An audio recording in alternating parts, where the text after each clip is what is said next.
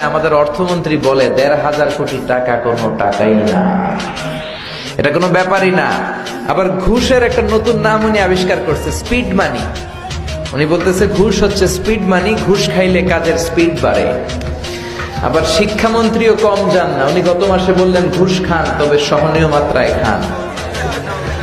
আছে না নাই?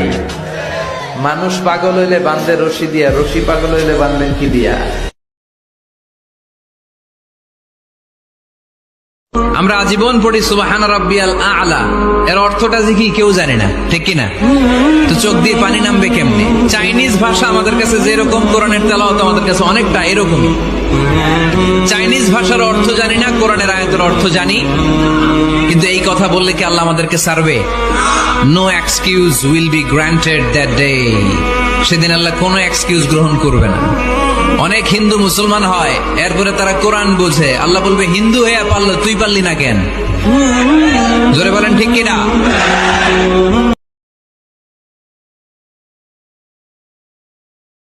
দুনিয়াতে যত বাধা বিপত্তি আসুক, গাল মন্দ খান, গীবত তহমত খান, কষ্ট হোক, নির্যাতন হোক, একটা বিষয় মনের মধ্যে শান্তি দেয়। কি শান্তি?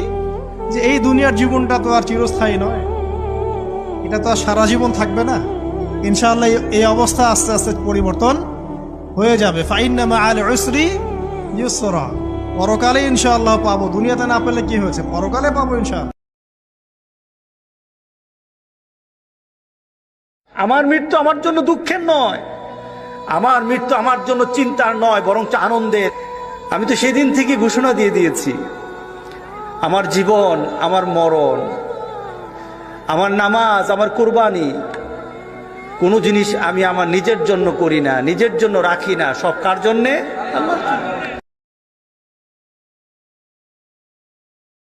আল্লাহর কাছে আমরা সবাই একা একা ফিরে যাবো। ইন্না লিল্লাহি ওয়া ইন্না ইলাইহি রাজিউন। একা একা একজন একজন করে হিসাব নেবেন আল্লাহ পাক। তখন আমার সাথে কেউ থাকবে? আপনার সাথে কেউ থাকবে? ইন্তেকালের পরে 40টা দিন অপেক্ষা করেন না, মানুষ মনে রাখে? রাখবে না।